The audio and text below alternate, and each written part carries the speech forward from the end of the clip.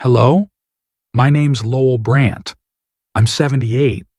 I spent my whole life building things, fences, porches, a home so solid even the rain respected it.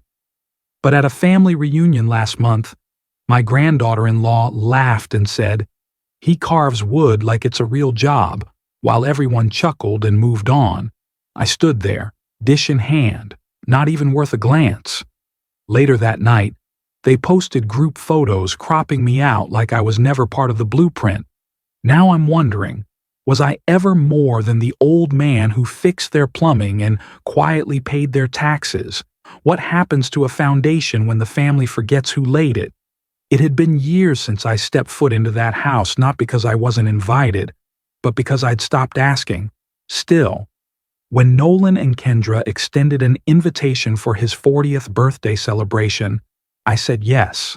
Maybe it was foolish. Maybe I still clung to some fading strand of connection. But I showed up. The house was no longer the one I helped build. Same bones, sure. But now it felt more like a showroom than a home. Sleek white cabinets, metal bar stools, glass railings. It echoed with sounds I didn't recognize, buzzing voices, ice clinking in tumblers, and that eerie silence that lives between family members who talk too much but say too little. Nolan greeted me like he was welcoming a client. "Glad you made it." "Grandpa," he said, patting my back with the stiffness of someone checking for dust. Kendra gave me a tight-lipped smile. The kind you see in real estate brochures. "You found it okay?" she asked, forgetting I used to know every squeaky board in this place. I nodded and stepped inside, eyeing the kitchen island, an island I'd personally extended by 2 feet so Kendra could have her prep space. Not a soul in that room remembered. Not that I expected them to. Memories don't last long when they're inconvenient.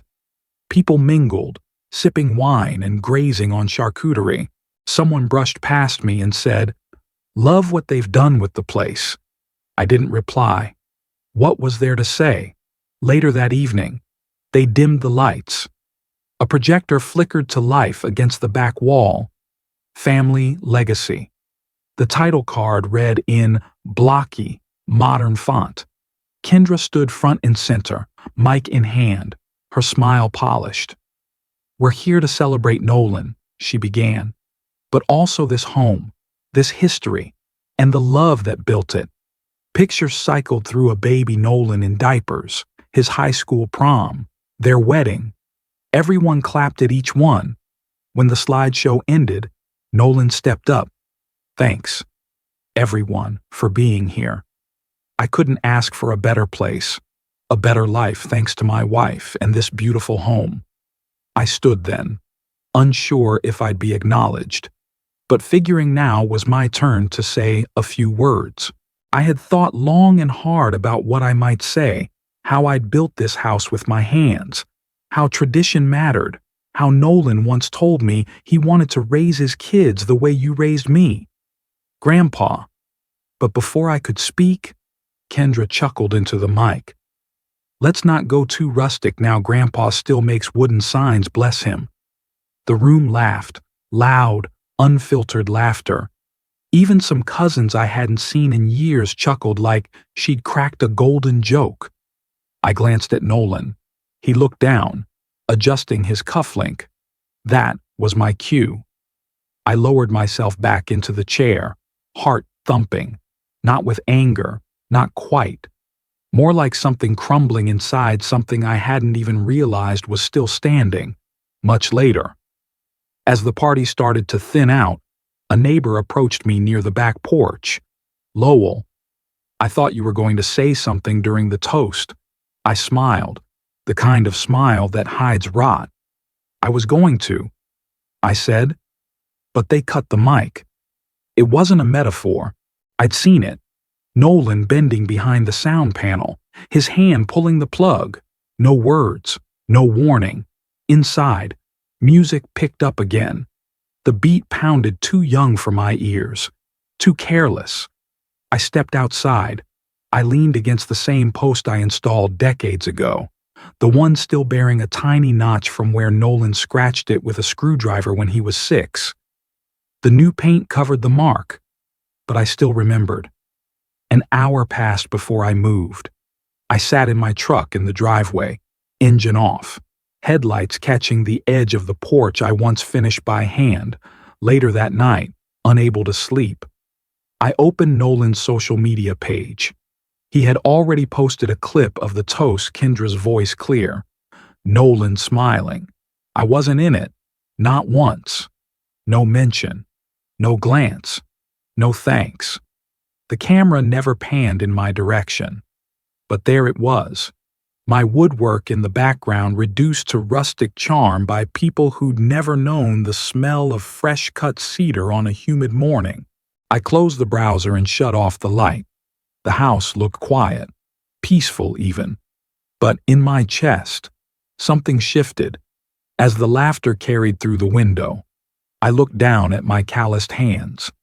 They still bore the ridges of labor, of shaping lives in lumber.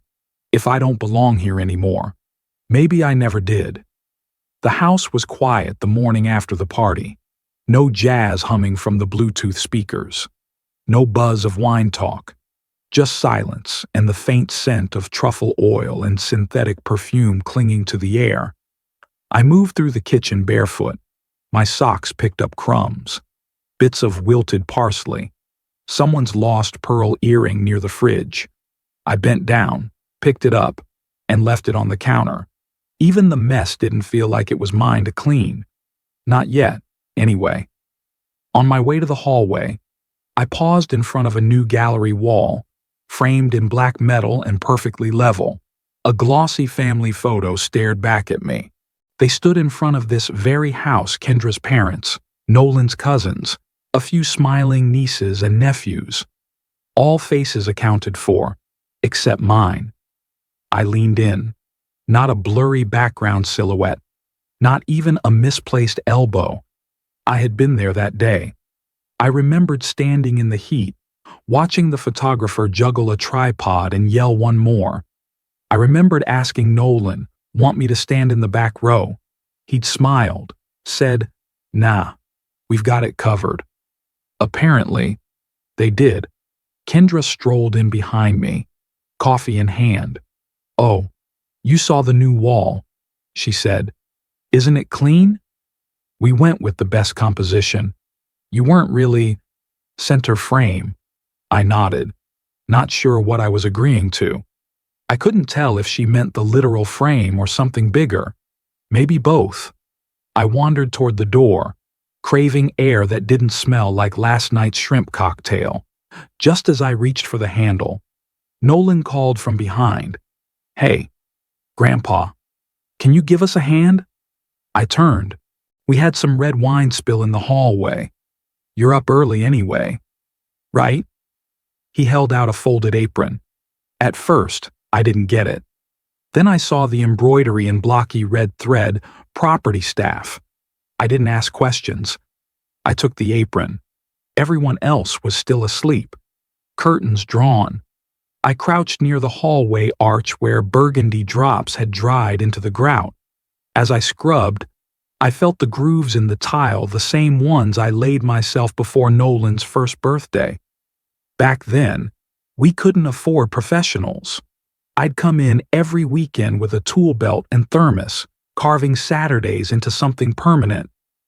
I could still remember my wife laughing as Nolan toddled across the hallway barefoot, slipping on a sponge. Now, I was kneeling here again. But this time, there was no laughter, only the sound of bristles, the quiet thud of a rag hitting ceramic, and the realization that I'd become something in the way. Later, I folded the apron and sat on the bench by the window, the one I carved when Kendra asked for a farmhouse touch. The stain had faded, but my initials were still etched into the bottom slat. L. B. Next to a tiny heart. I'd added it the day after my wife's funeral. The sun poured through the stained glass window, throwing fractured color across the wall. I looked at my hands, These same hands that wired the outlets, sealed the windows, hung the drywall that now muffled other people's laughter. They didn't feel like tools anymore. They felt like ghosts. I held the apron in my lap, smoothing the wrinkled fabric. "If I'm not family anymore," I whispered, "I won't die pretending to be." The house had returned to stillness, but not peace. I sat in the breakfast nook, the same one I built from reclaimed pine when Nolan asked for something warm and old-fashioned. The irony wasn't lost on me. I stared across the room at the photo wall. Each frame was perfectly straight, the arrangement symmetrical, curated, except one. The bottom left frame was slightly crooked. I stood, adjusted it out of habit, but it resisted. I pulled it gently away from the wall, and behind it, wedged between backing board and drywall, was a small envelope with Nolan's name in my handwriting. I didn't remember placing it there. I didn't remember forgetting it. I sat back down, hands trembling more from recognition than surprise. The paper had yellowed slightly. I tucked it into my pocket, the weight of it pressing against my chest like a held breath. That envelope opened a door to something I hadn't let myself think about for months. It was the week of their wedding. That afternoon had been warm, humid even for Oregon. The lawn crew had just trimmed the hedges out back, and guests were already sipping cocktails and posing for pictures. I'd worn my best gray slacks, the ones my late wife always said made me look less stubborn. I even polished my shoes. I stood near the hydrangeas waiting to be called over for the big family photo. Photographers had set up in the side garden. Everyone was dressed in shades of cream and navy. Kendra had dictated the palette weeks before. Nolan wore a pale blue tie. Kendra's parents were already posing, her mother's arm looped through the pastor's like they were in a movie. I waited, hands behind my back. The photographer waved more people in. Cousins, colleagues, even the man who catered their engagement dinner. No one looked my way. Minutes passed. I cleared my throat once, shifted my weight, tried not to look like I was waiting. I caught Nolan's eye across the patio and gestured with a soft smile, lifting a hand like I might be holding a plate of cookies instead of 20 years of sacrifice. He shook his head slightly. Barely. Later, I asked him quietly, just the two of us, while he was fiddling with his cufflinks. Kendra's planner had a strict sequence. He said, "Sorry, Grandpa. It just moved fast." That night, I drank half a cup of punch and sat outside on the back steps, trying not to resent the laughter echoing from inside. I never saw the official photo until weeks later, framed and gifted to guests in glossy print. Everyone beaming, no trace of the man who'd wired the lights strung above their heads. I held the envelope now, rubbing the corner with my thumb, and opened it slowly. Inside was the card I'd written for Nolan's birthday last year. I had tucked it into the box with a small, brass pocket compass I found in an antique shop in Corvallis. The card was short, but deliberate. "So you always find your way back home." I remembered wrapping the gift in navy paper, tying it with a twine bow.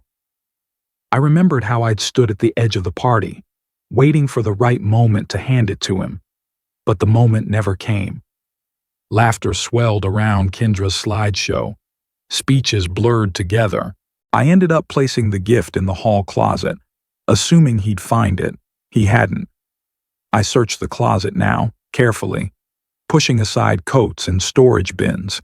In the back, underneath a duffel bag and half-used roll of wrapping paper, I found the box, still sealed, dusty, unopened. It didn't hurt like I expected. Not a knife, not even a sting. Just a hollow kind of knowing.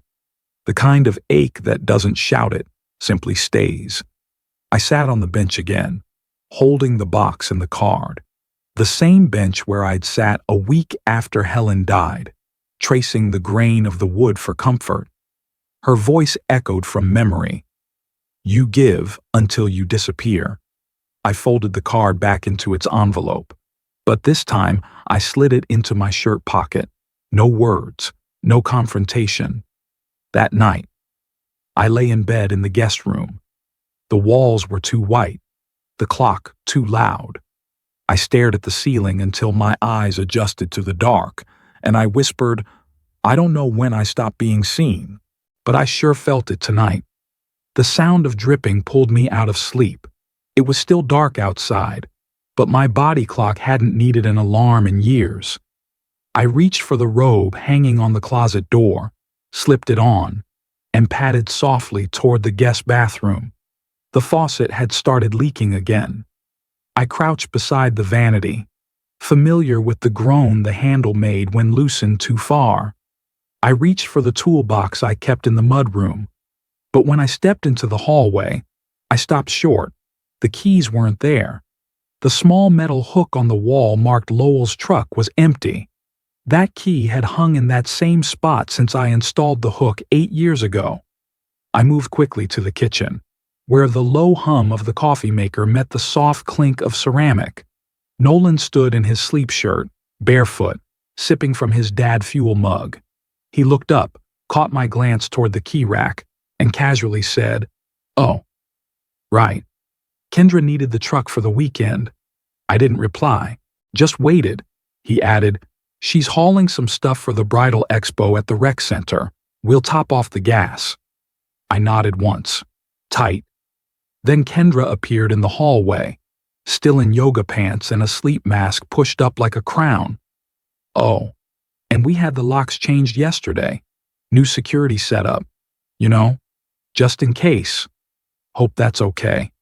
She didn't wait for my answer. I didn't ask what just in case meant. I didn't mention that no one had broken into that house in the 17 years it stood. I didn't ask if I had a spare key. I just walked to the garage. The light flickered on above me, exposing the cool concrete floor, the shadowy corners where I kept my lumber, my workbench, my tools. Only they weren't there. The bench was cleared. The shelving where I'd labeled each compartment chisel, sander, mallet was empty. Instead, on the dining room table in full view, sat a cardboard box. Bold black letters read, "To be donated, Youth Center." I stepped closer. Inside my lathe blades, hand plane, my carving mallet, my name still etched into the wooden handle. From the hallway, Kendra called out, "Chipper." We figured those old tools could do more good in young hands, right? What a legacy you're leaving. Lowell legacy. That word hit me like an insult disguised as a compliment. I didn't answer. I picked up the chisel, its tip still dull from the last job I'd never finished. My calluses remembered its shape before my mind did. I left the box untouched and walked out the back door into the yard. The morning air had a bite, not from the cold, but from the weight of what had just been taken without asking. I sat on the bench I'd carved 10 winters ago. Helen had said it would be her reading spot once the garden bloomed. She never got the chance. I used to sit here with coffee while she read aloud from the paper. Now, it was just me and the sound of leaves rustling. A phrase she'd once whispered during our last hospital visit came back to me. "You'll know when it's time." I looked back at the house. The windows were tall and silent. The blinds were drawn, not to shut out the sun, but, it seemed, to shut me out. This wasn't sharing. This was extraction. Bit by bit, they'd taken everything that made me useful and turned it into background. They didn't want me to teach. They wanted my tools for photo ops. They didn't want me to stay. They wanted the idea of me preserved, boxed, and shipped. That night, I returned to the garage. I opened the top drawer of the old metal toolbox, took out a scrap of lined paper and a carpenter's pencil. I pressed hard enough for the graphite to almost splinter. 4 words. Not your servant. Gone. I folded it neatly, slid it under the drawer liner. I didn't take the box of tools. I didn't slam the door. I just made sure that if they ever bothered to look again, they'd know I didn't vanish. I chose to leave. I woke up before the sun. The house was hushed, steeped in that kind of silence that doesn't ask for respect, it just exists.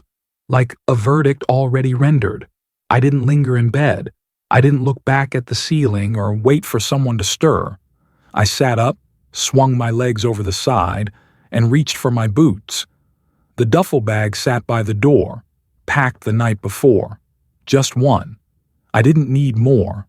A few changes of clothes, my small box of keepsakes, and an old photo of Claire and me, taken when my hair was still black and the porch still smelled of cedar. As I crossed into the kitchen, I let my fingers graze the cabinets, my work, every hinge, every panel. That pine grain had run through my fingers like lifelines once. Now it was just polished wood, sealed over with someone else's choices. I bent down, opened the bottom drawer of the toolbox where nothing was left, and slid in a folded note, 4 words, no flourish, just truth. Not your servant. Gone. I left the drawer open a crack enough for Nolan to see it when he went looking for a wrench he no longer needed. The hall was dim. Nolan and Kendra's bedroom door was shut. No footsteps behind me. No voices.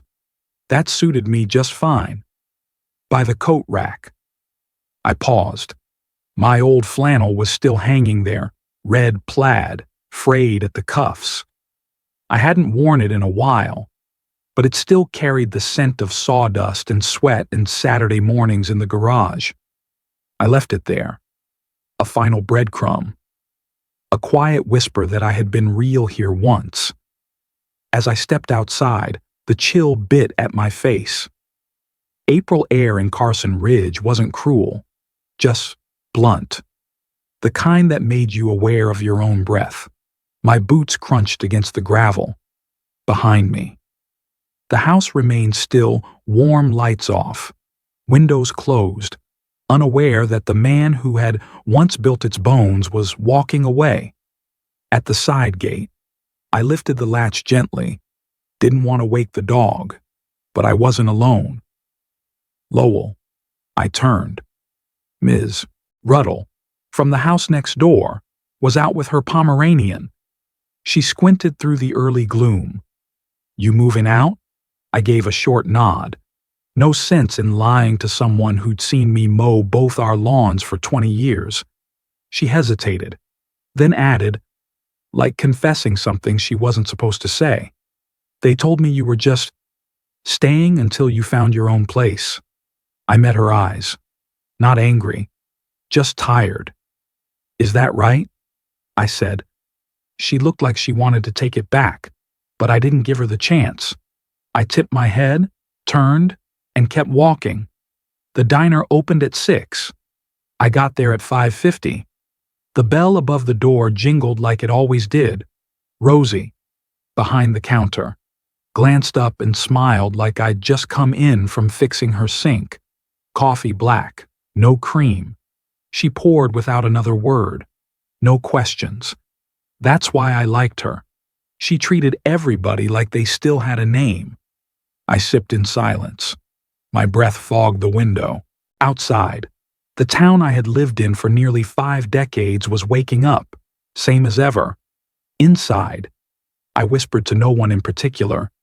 If they rewrote my role in that house, I'd rather be a man with no script at all. An hour later, I stood at the bus stop on Maple and 3rd. My ticket was tucked in my jacket, one way north. Didn't matter where exactly. As the bus pulled up, I looked back once. No one behind me. No running footsteps. No tearful apologies. I stepped aboard, dropped my bag by my feet, and whispered to the driver as he nodded toward the aisle. If they ask where I went, tell them I went to go find my name. The click of a keyboard echoed louder in silence. Nolan sat hunched at the kitchen island, laptop glowing dim under the early gray of Oregon light. He adjusted the Airbnb listing one last time, then hit publish. Now fully available. The caption read, "Clean modern look, updated interiors, ideal for weekend retreats." Kendra scrolled through the new photos on her phone. She had staged the living room with faux leather throws, hid the old rocking chair in the garage, and added a fake ficus where Lowell's wooden bench once stood. "This," she said, "finally looks like a place millennials will pay for." They had a couple booked by noon. When the guests arrived, smiling, polite, all Patagonia and hydro flasks, Nolan handed them the keys.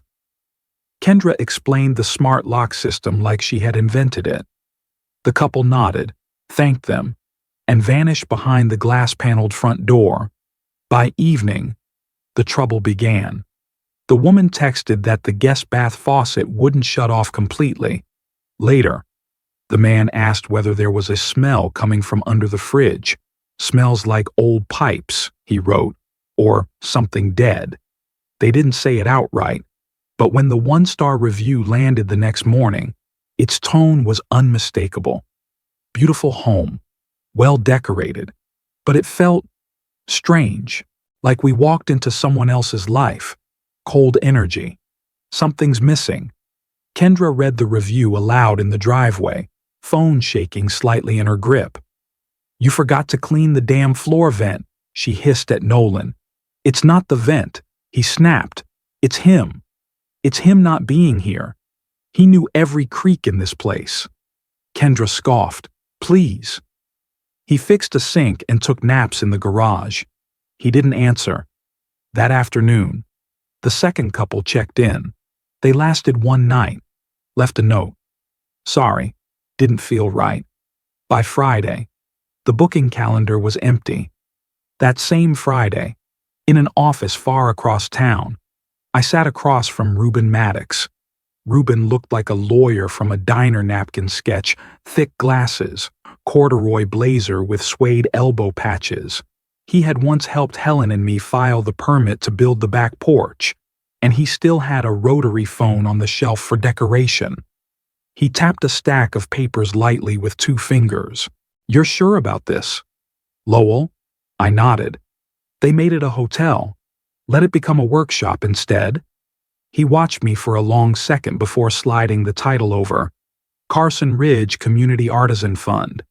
That's who would own the house now. That's where the tools would go. The benches, the cabinets, the workshop in the back. Everything. He handed me the pen. My name. Once more. Then never again. The envelope arrived the next morning at Nolan's house, signed, sealed, certified. It sat untouched on the granite counter for 3 hours before Nolan noticed. Kendra peeled it open with one long, careful swipe. Her expression froze. This says, "The deed is gone. Signed over. To a charity." Her voice lifted in pitch. He blindsided us. Nolan took the paper and read slowly, line by line, mouth moving. He didn't speak right away. When he did, his voice was dry as old chalk. "No," he said. "We just never asked what mattered to him." Kendra paced the hallway. "Do we have legal recourse? I don't think we even have moral ground." That night, while Nolan sat in the den staring at the old fireplace Lowell had restored by hand, Kendra opened her laptop. She started drafting a letter. "Dear Grandpa." It opened with all the right words: regret, misunderstanding, family. But every sentence looped back to the listing, to public image, to what could be salvaged. She rewrote the phrase, "We miss you" 3 times. Each version sounded thinner. Nolan didn't look up when she read it aloud. "We never even said thank you," he muttered. It started with a tag. I was sipping coffee at a small kitchen table in the corner unit of a bed and breakfast downtown. The morning was quiet, just the hum of the fridge and a wind chime somewhere outside when my phone buzzed. I saw Kendra's name, not in a text, not an email. It was a tag on Instagram. Her face smiled in the thumbnail, flanked by flowers and soft lighting, arms folded like she was both sorry and centered. The caption read, "Sometimes we forget to honor those who shaped us. Grandpa Lowell, we see you. We thank you." Family matters. Legacy respect. Curated images followed our old house, my woodworking bench, a blurry photo of me tying Nolan's shoe when he was 5, all framed in beige filters. The comments trickled in. "So brave of you. Kendra. Family is everything." One said, "This feels performative." That one got no likes. I didn't feel anything. Not anger. Not even the faint echo of pride. I just stared at the screen, and then I deleted the app. "She didn't send that to me," I muttered. "She sent that to her followers." I reached for my journal, a hardbound book with pages nearly full. On the next blank line, I wrote, "A real apology is never filtered." I closed the cover, placed it in the drawer, and sat there for a moment. That's when a memory returned. A month earlier, it was during the wedding. I had stepped out of the dining hall for some air, just outside the French doors. The breeze had cooled, but the walls inside buzzed with chatter. I wasn't supposed to be listening, but I heard Kendra's voice near the entrance. "He's sweet," she whispered to one of her friends, "but the man still doesn't know how to use Uber." The friend giggled. Nolan didn't laugh, but he didn't stop her either. I remember his silence more than her joke. That silence said everything. Back in the present, I walked toward the bookshelf in my room. I pulled down a volume on hand tools and slid the journal behind it. It wasn't rage I felt, not anymore. It was something cooler, more precise. A confirmation of everything I'd suspected, that their attempts to make things right weren't for me. They were for the audience they still hoped would believe them. Later that afternoon, I went to the local community center. There was a woodshop class for teens, and I had agreed to help. When I stepped in, the room shifted, not in fear or reverence, but attention. Young eyes turned toward me. One boy raised his hand immediately. "You the guy who built those benches at the courthouse?" "I've built a lot of things," I replied with a smile.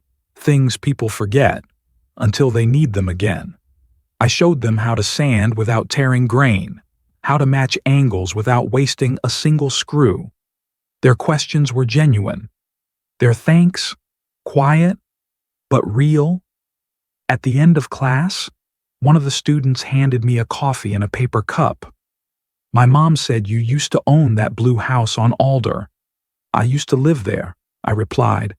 "Now, it lives somewhere else." That evening, I took a walk. The sky turned a deep rust behind the pines. On my way back, I passed a familiar street. From the corner, I saw a courier stepping away from Nolan's porch. He left behind a large envelope. I didn't stop walking. No announcement, no call ahead. Just the soft rumble of a borrowed pickup truck rolling up Nolan's driveway 2 weeks after Kendra's apology lit up the internet. It was early. Sky still pale and undecided. Porch lights still on. Neighbors peeked out from behind curtains. One woman watering her plants paused mid-spray. Her husband murmured, "Is that—" Kendra opened the door in a robe and slippers. Mascara smudged at the corners. She blinked at me for a beat too long, then forced a smile. "Lowell, this is unexpected. I'm not here for coffee." I walked past her before she could speak again. I knew exactly where I was going. The garage smelled the same motor oil, cedar, and dust. My old workbench sat where I'd left it. Some of my tools were still here. Others were missing. But the most important ones, the chisel set Helen gave me the year we married, were untouched. I began loading them into the truck. Calm, precise, silent. Nolan appeared in the doorway, hands shoved into his hoodie pocket. He didn't speak. He didn't move. I came for what you thought was garbage, I said. Turning once? Turns out it still works just fine. He swallowed hard. Kendra followed me out to the driveway. Don't do this. We're trying to make things right. I didn't look at her. Just kept stacking toolboxes. You're trying to polish your image, I replied. Not clean your heart. I pulled a sealed envelope from my coat, handed it to Nolan. He opened it slowly. Inside was a notarized letter, my final revision to the will. It read, I leave nothing to this household, not out of spite, but of clarity. This is no longer my family. Nolan's lips parted, but no words came. I turned to go, then stopped. There was a time, I said, when I would have forgiven all this. But that time needed warmth and truth. A flash of memory sitting in that courtroom, the judge's pen gliding across the signature line. The gavel didn't slam. It clicked, soft and final. I had stared at my hands after signing, calloused, still lined with sawdust. Hands that had built floors they now walked across without pause. Hands that once carried a crying child who would later call me inconvenient. I gave them years, I whispered as I loaded the final crate. They gave me convenience. This is balance. Nolan looked down. Kendra crossed her arms. You're cutting us off. No, I'm freeing myself. I slid the truck door shut and stepped into the driver's seat. As I pulled away, I didn't look back at the porch. Not at the wind chimes, not at the flower beds I once planted. But as I turned the corner, I glanced at the mailbox. A letter poked from its slot, slightly curled by the damp. I could just make out the handwriting round, childish, careful, Aurelia, my youngest granddaughter. It hadn't been opened. My chest tightened, only slightly. Then the road bent, and the house was gone. I didn't leave a forwarding address when I moved out, not out of spite, just out of a kind of fatigue. The kind that sinks deep into the bones and tells you you're done explaining yourself to people who only ever listened with half an ear. But I guess the world has its way of circling back. It started with a video, a blurry clip from a wedding months ago, posted on a local community forum by some guest I never knew. In the background, just past the sea of champagne flutes and pastel dresses, there I was standing alone under that big oak tree. No one noticed me. No one called me over. The family smiled and posed without me. The caption read, "When your legacy builder becomes invisible." It went viral, not national, but enough to make the rounds in every coffee shop, barber shop, and break room in town. Some folks laughed. Some felt sorry. Others got angry. One comment stuck out. That man looked like he built the house and got left outside of it. I didn't see the clip myself. Nolan and Kendra did. She tried to flag it down, file some kind of complaint. Nolan just sat there, scrolling through the comments with a face I couldn't read anymore. He didn't call me. Not that week. Not ever. Really. Then came the email. Nolan received it late one night. No name, no return address. Just a subject line that said, "About that night." Inside, a single sentence. I should have said something that night, but I didn't. I failed you. It shook him. Apparently. Maybe it was from one of his cousins, or one of the few old friends I had left who remembered how things used to be. Whoever it was. It didn't matter much. Nolan never replied.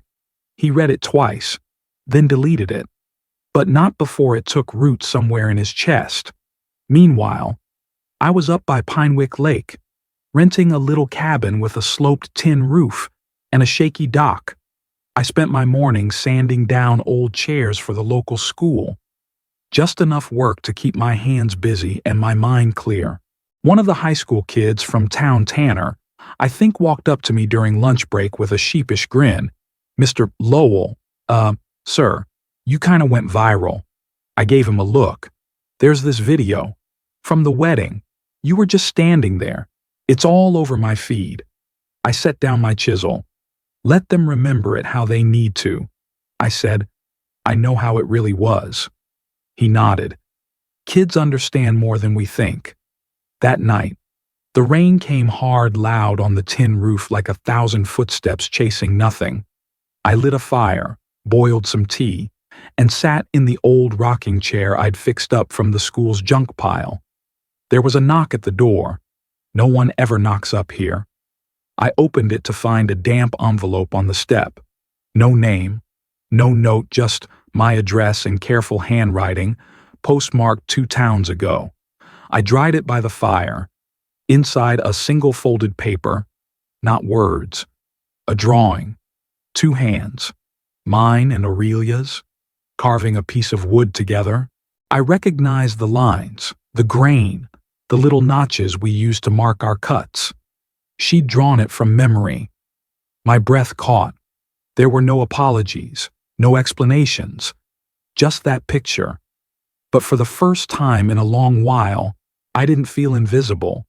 I sat there with the letter in my lap and the fire cracking, holding onto that small, silent mercy. On the table beside me sat another envelope, unopened. From a law firm this time, except this one wasn't for me to sign. It was for me to receive. The box sat untouched on the kitchen table for nearly an hour before Kendra finally slid it open. The return label had faded, but the carving on the lid was still clear. Aurelia's name, etched gently into walnut wood. A gift returned, unopened. She didn't say anything. Just closed the box back and set it under the sink. Like it didn't matter. The house had never been this clean. Not once in all the years I'd lived there did it smell like lemon-scented disinfectant or carry this hollow silence. The floorboards didn't creak anymore. They groaned like they missed the rhythm of real footsteps. I wasn't there, of course. But I'd heard from someone in town that the heater had gone out again. A man from Carson Ridge Plumbing showed up, poked around in the garage, cursed under his breath, and finally muttered something about needing to order parts. Kendra followed him back through the hallway, arms crossed tight over her chest. It's like nothing works the same since he left. She didn't say my name. She didn't have to. A week later, Nolan found the newspaper on the porch, folded clean. The ink on the headline was still crisp. From craftsman to community icon, Lowell Brandt, honored at Youth Forum. He didn't bring it in right away, just stood at the threshold with it in his hand, the cold pressing in at his back. Kendra passed behind him, glanced once, and kept walking. She reached for her tablet instead. Inside the paper, under a photo of a small auditorium crowded with teenagers. There was a quote in bold, "He made us feel seen." There wasn't much fanfare in the article. Just simple recollections kids, talking about how I showed up to help with their school's shelves, or how I taught one of them to plane a board without splitting it. There were no apologies in those words, no guilt, just truth. It must have felt strange to read something honest for once. A few days later, Nolan found himself downtown for errands. His feet took him toward the library without much thought. There was a new display in the front window, wooden boxes, tools, and small carvings signed with my initials. Some from projects I'd long forgotten, others from things I never thought anyone would care to keep. In the corner of the exhibit sat a framed letter. It was from the youth committee, typed and signed by 24 names. He built more than shelves. He built belief. Nolan stood there longer than he meant to. A librarian passed by behind him, nodded once, but didn't speak. He didn't go inside, just looked through the glass until his eyes stung. Then he walked away. That night, back at the house, he sat alone in the garage, not doing anything, just staring at the workbench. The one I'd built by hand in '87 after Emmett dropped my old saw and split the plywood frame. There were still faint burn marks where I'd left a chisel too close to the lamp. The garage was cleaner now. Too clean. The kind of clean that meant nothing was being built. Nothing was being repaired, just stored. He sat for nearly an hour before he said anything, maybe not aloud, but in that way where your chest speaks before your mouth does. Maybe legacy isn't what you inherit, the voice inside him whispered. Maybe it's what you were blind to while it stood beside you. He stayed there until the dark bled into the floor, and the cold made his breath visible. The next morning, a package arrived. It was addressed to me.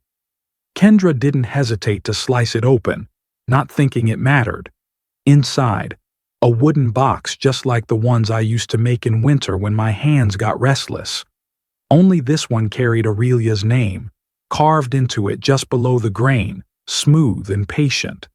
It had been mailed weeks ago, returned without note.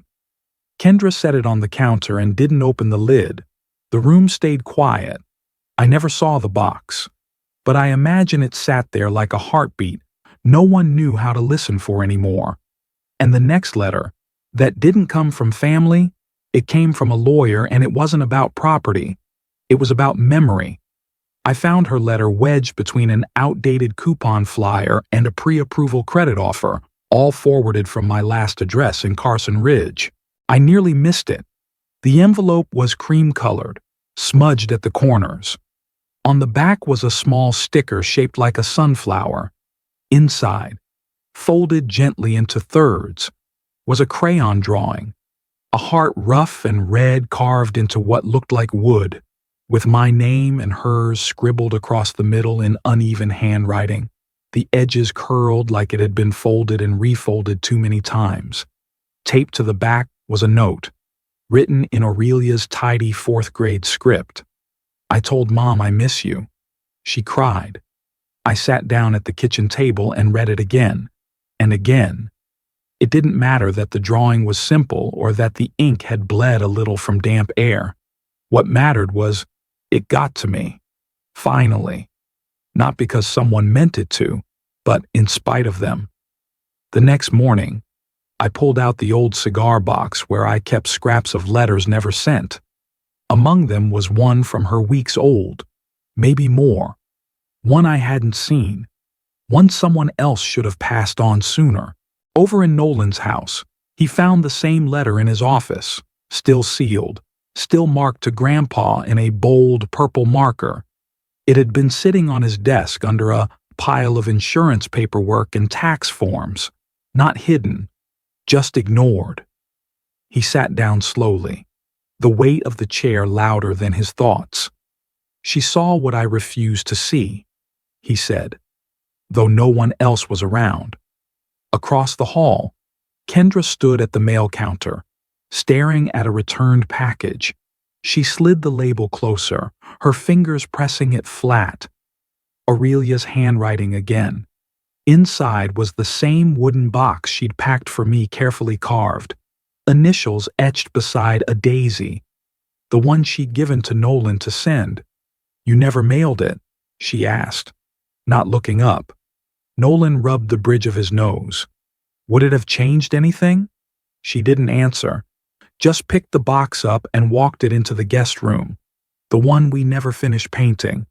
Back at the cabin, I spent the afternoon sharpening my chisels. The sun caught in the window just right, lighting the curls of wood that fell from the table's edge. I didn't rush.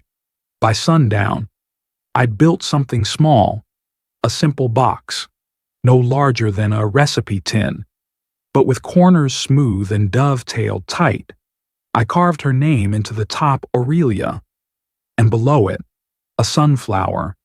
I didn't include a note. She didn't need one. Some things don't require explanation. They just need to arrive.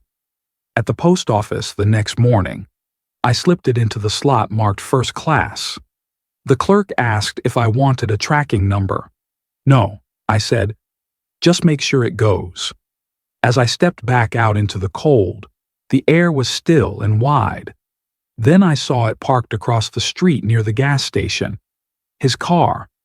Nolan didn't get out. He just sat there, hands resting on the wheel, staring in my direction. No wave, no horn, just that fixed look on his face, the one people wear when they finally realize what they've lost can't be repaired with words. I didn't wave either. I turned and walked back toward the cabin. Some love doesn't come with closure. It comes with continuance. The second time Nolan parked outside my cabin, I didn't come to the window. The first time, I'd stood there behind the curtain, watching him try to muster the courage to knock. He never had. Just sat with the engine idling until guilt sent him back down the gravel path. But this time, I didn't bother looking up. Not out of spite, just clarity. Inside.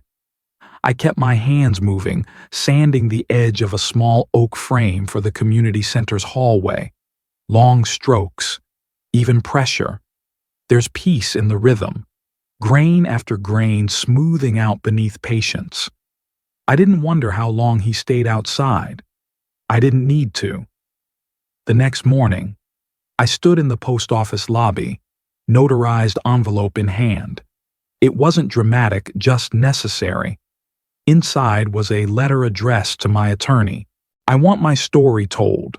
It read, but not edited by those who ignored it while I lived it.